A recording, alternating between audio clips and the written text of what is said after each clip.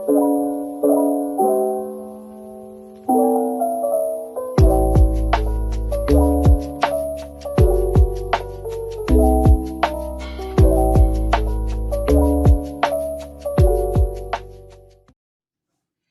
morning, guys. Good morning, good morning, good morning, and happy Wednesday morning. It is the 1st of November. This is the last video you're going to see for the next few months without a gorgeous Christmas tree behind me. It's going to go like right where that shelving is. So I'm going to move that shelving down a couple of inches and the tree is going to go right there. So yeah, this will be the last video for the next couple of months. Back up a little bit before you won't see a tree, because I always put my tree up today, the 1st of November. So that is on my itinerary to do today. Yum. I found this brown butter cookie creamer, and I'm using the last of that up before I switch to sugar-free creamer because I'm challenging myself. I've been on a stalemate despite going to the gym and stuff with my weight loss for a little bit. So I'm challenging myself to do a no-carb diet until Thanksgiving. So it's only like 3 weeks until Thanksgiving. I can do 3 weeks. I used to only eat keto like for years. So I can 100% do a reset and do it for 3 weeks, and then I'll probably take the month of December off from dieting because it's the holidays. I'll watch everything, make sure I don't gain any weight back, and then January we're gonna hit the ground running again with the low carb, no carb diet. So yeah, I'm really excited about that, but I have to finish up this creamer because it is got sugar in it, which is a big no-no, but I love my creamer. That is like my number one source of sugar. If you know me, you know I don't eat sweets like that. But I do drink coffee creamer. And it is divine, and I will cherish every last drop until it's gone. But what are we talking about today? We're talking about the 21 books that I read in the month of October. And I read some bangers. I read 1, 2, 3 that were 5-star plus. And I also see multiple 5s in there. So yeah, I read some absolute bangers this month, and I'm so excited to talk about it with you guys.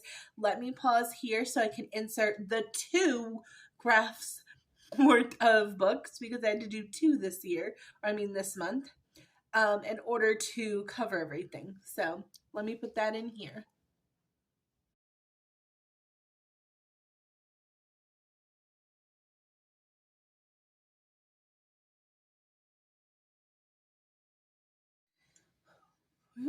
Ooh, that's a lot of books. But I have been doing, and I've been really enjoying it, the Anita Blake Vampire Hunter novels. I have been doing exclusively on Audible while I'm working. So everything else I read on my Kindle or in physical book form. And then the Anita Blake Vampire Hunter novels, which I think I read 7 of them this month, were done on the Audible.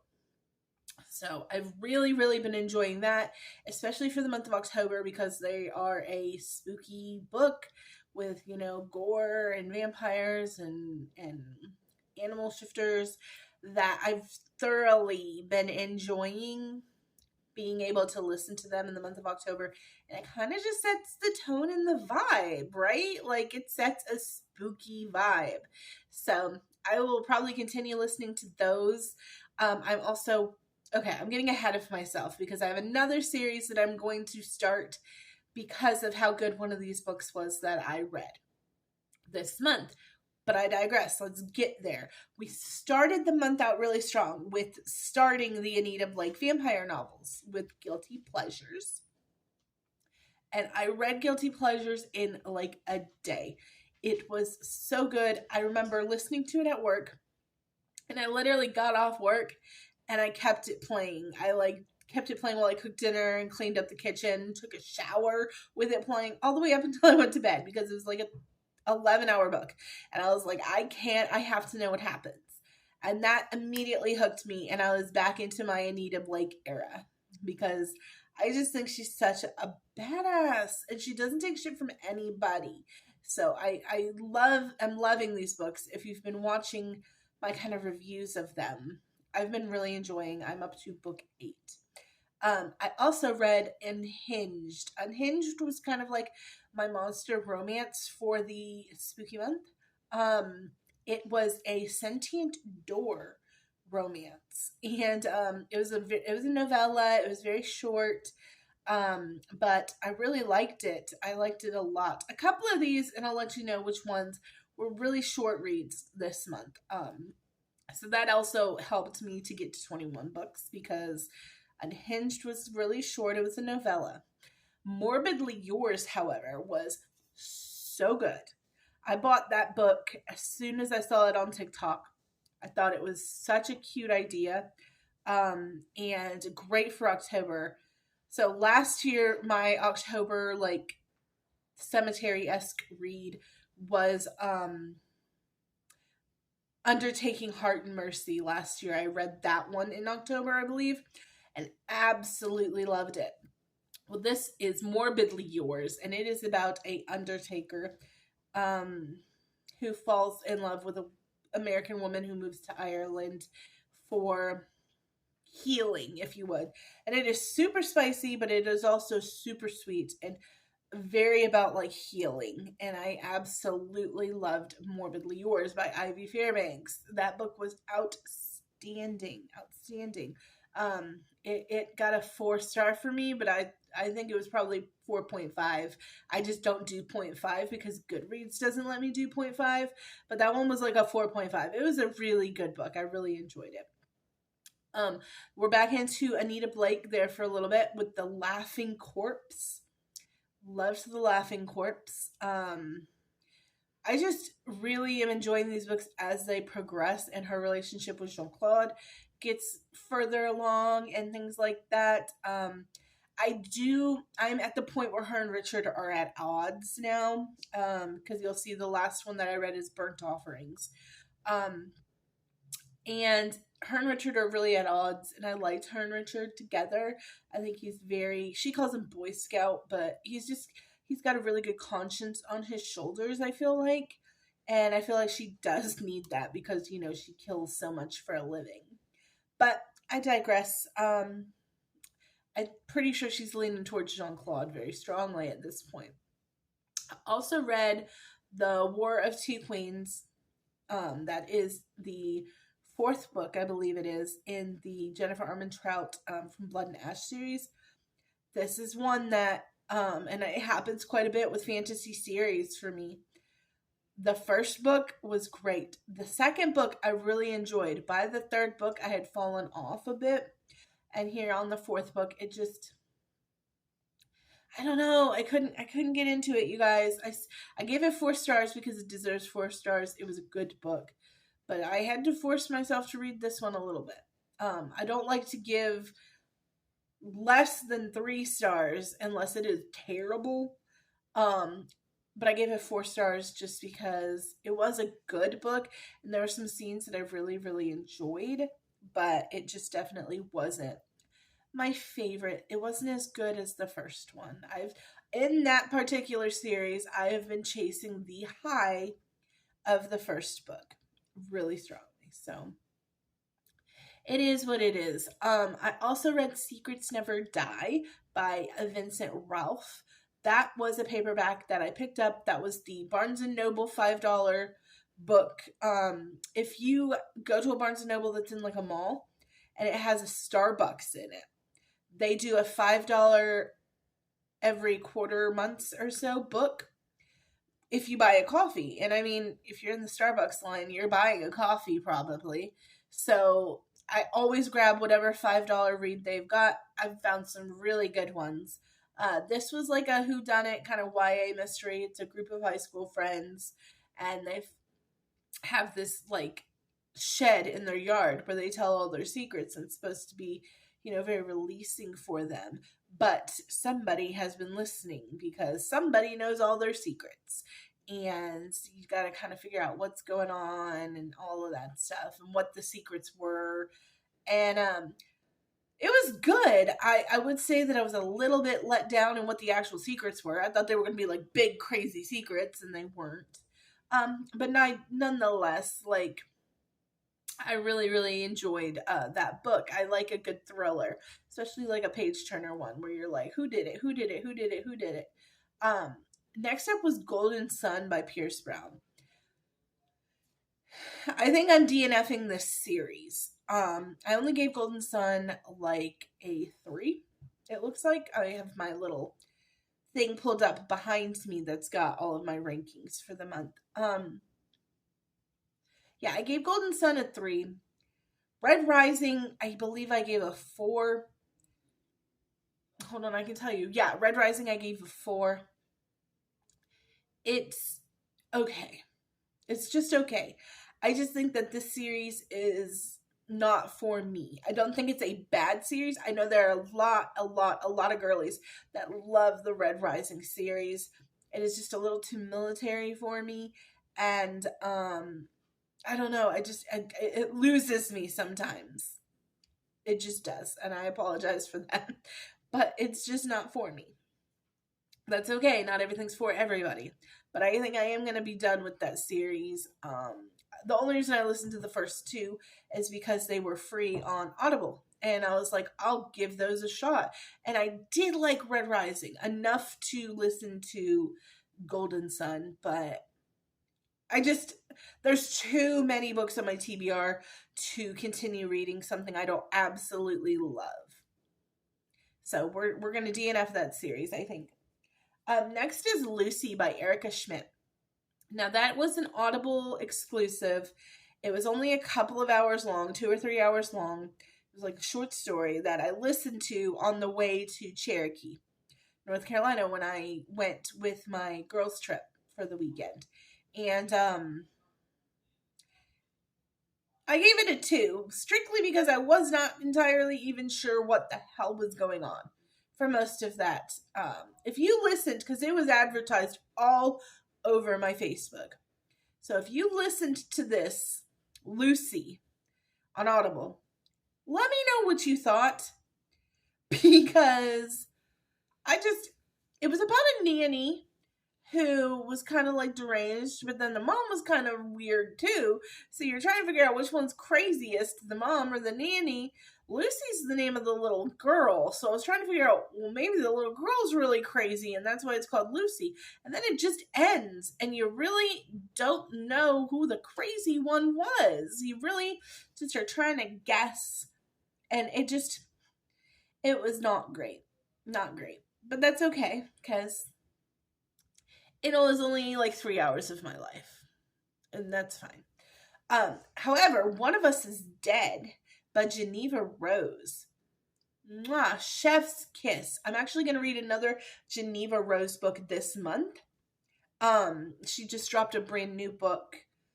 I can't remember what it's called, but it's kind of like 50 First Dates, where the girl wakes up with amnesia and there's multiple suitors and she's trying to piece out which of these suitors is her actual boyfriend. I'm trying to remember. I think she gets like some sort of like accident money from the accident that gave her amnesia, so she's woken up really rich. So now all of a sudden all of these guys are like, oh, I was your boyfriend. No, I was your boyfriend. No, I proposed to you. And they're probably all ex-boyfriends. She's got to piece out which one's the real boyfriend. That's the vibe I got from a review somebody gave, but I'm really excited to read it. That'll be read in November because I'm really excited about it. Circus of the Damned, Lunatic Cafe. Those are both the Anita Blake novels, and they're really good. They're just vampire hunter novels, and you have a rotating cast of characters that are all kind of in there killing bad guys. I don't know how else to describe the Anita Blake novels. Forged by Magic was a cute little cozy read. It was about an orc woman who is sent off as like a fighter to kill a specific people, and she ends up getting stranded there, and there's obviously these people there. She falls in love with an elf, and he's like a half elf or something, I think. Anyways, it's really cute. It's really quirky. It's very cozy romance, very romantic-y, if you would. I really liked that one a lot this month. Hopeless by Elsie Silver. I did a whole video on that. You can go watch that video. I love this Chestnut River series. Absolutely love it. I devoured it. Cannot wait for the next book in it. I just love what she did with these books. I'm not even a cowboy reader, but these books are top tier in my opinion. I loved them. Lovely Bones, once again, is going to be an Anita Blake novel. That was probably my least favorite that I've read so far, though, because it takes place elsewhere than St. Louis, so a lot of our rotating cast is not there. She has to go to Branson, Missouri to figure out what's going on and necromance a big group of bones to ask them questions in this family cemetery. So you're missing, towards the end, Jean-Claude comes in, but you're missing your usual gang of characters in this one. So it wasn't my favorite. It's probably my least favorite so far. The Only Survivors by Megan Miranda was another one of those YA thrillers where you have a group of high school friends and they got into an accident, basically, when they were in high school, and they were the only ones that survived. It's like 6 of them. And so every year they've decided to meet up at the same time in the same place to kind of commemorate this accident, but somebody's trying to kill them off. And so yeah, it leads you on a good bit. There's a lot of work around where it's not telling you exactly even what the accident was or what happened, and that's a bit frustrating. Plus it's told in past tense, present tense, past tense, present tense, past tense, present tense. And so that got a little annoying, but for the most part, I liked the book. I've liked other Megan Miranda stuff. I would not read something by her again. No Place to Hide by Harper Ashley. This was recommended to me on TikTok. It is a novella. That's the third short story that I read this month. And it is a dark romance, I guess is the closest thing I would call it. It's not a monster romance. He's a human male carnival worker. But it's definitely a dark romance. And it's like he's hunting her and choking her and they're having the sex. And it's a lot. But if you're looking for a short, spooky, sexy book, No Place to Hide by Harper Ashley was pretty good. It was pretty good for what it was, which was just a little bit of story and a lot of bit of smut. And I enjoyed it. It was good. What else do we have here? One of my favorite reads of the month. This was one of my 5-star pluses, plus Hopeless was 5-star plus. But that would be The Two Twisted Crowns. That is the second book in the duology of The One Dark Window. Loved One Dark Window and absolutely loved The Two Twisted Crowns. I did do a review of that book. It was so good. Absolutely loved it. It is everything that One Dark Window was and more, because it's got a conclusion to it. I enjoyed it. If you have not read this duology, pick it up. It's by Rachel Gillig. The Killing Dance and Burnt Offerings were both in the Anita Blake series, and I'm thinking about doing a video on Burnt Offerings by itself because it brings open a really good discussion on trigger warnings, on whether or not they're needed. So these books, these Anita Blake books, without going into too much, these Anita Blake books were written in the 90s where trigger warnings weren't a thing. So there's none in them. And boy, did I wish that Burnt Offerings had one, because it was a lot. And I'm going to possibly do a whole video on when and when not trigger warnings are necessarily necessary, or if they're always necessary. But that's kind of taking a hard stance in things, and I think it can be a case-by-case and person-by-person thing. So that's why I'm on the fence on whether or not I'm going to make that video. But Burnt Offerings does not have a trigger warning because it was written in like 1996. But boy, does it need a trigger warning for an essay, because it's chock full of it, and it is graphic. and it is no bueno. But yeah, that's Burnt Offerings. I still gave it a 4 stars because it's a good book. It's a good story, but there are a couple of scenes I hope to never read again. What else? Oh my gosh, Castle in Their Bones was my 20th book. I did a whole video just this past Monday on Castle in Their Bones. So if you're interested in that, go watch that. This series has me in a chokehold. I'm waiting desperately for the next book to come from the library. If it does not come soon, I will be just getting it. I will just purchase it. The only reason why I'm not just doing that right now is because I have some other books that are in from the library that are on my, TBR plus. Iron Flame is coming out on the 7th, as well as Checkmate, which is Ali Hazelwood's first YA. And I love Ali Hazelwood, is coming out on the 7th also. So my next week or two are pretty booked. So I'm waiting a little bit on the library to get me that second book. But Castles in Their Bones is amazing. It is by Laura Sebastian, and I love it so much. I am starting another Laura Sebastian series, the Ash Princess series. So you'll be hearing from me about that one as well, because it was that damn good. And the last thing that I finished out October with was The Witch Collector. Now, The Witch Collector was like 99 cents, I think, when I got it, because somebody on TikTok was talking about it. And it is romantasy, and it was good. I gave it 4 stars. Wasn't my favorite romantasy I've ever read. It was pretty good. I've got to finish it up tonight. Today, I'm actually recording this on Tuesday morning. So I'm finishing it up today. If it blows me out of the water with the ending, I will do a individual review of it and talk about it. But as of 75% done, it's good. It's just good. It's not great. It is about essentially a witch who lives in this village, and every year a witch collector comes and takes a witch. And he came and took her sister a few years ago, and she's had it out for him. She's had a revenge pact for him ever since. And he comes, and she's just gonna kill him, but turns out he's helping them because they're being invaded, and they go off together and fall in love and stuff. So there you go. That's The Witch Collector. It's good. It's kind of, I don't know what to describe it as, but it's good. I gave it 4 stars. It's just nothing to write home about, unless the ending is outstanding. It's not something I would do an individual book on, or an individual review on. But that is it.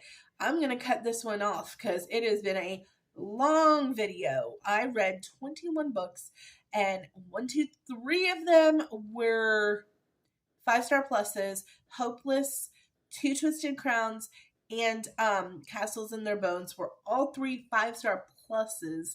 And then I had multiple 5-star reads scattered throughout there, most of them from that Anita Blake series, because a couple of those were just really, really, really good. I loved The Killing Dance. That is the book where her and Jean-Claude finally get together for the first time, and it was so good to me. So yeah, that's my October. I hope you guys enjoyed hearing everything that I've got to read. I will maybe be sharing some of my keto recipes here coming up soon. Just some things that I'm doing in the month of November to reset myself, if you would. And yeah, I look forward to seeing you guys some more. I will see you guys on Saturday morning, and have a wonderful, wonderful rest of your week.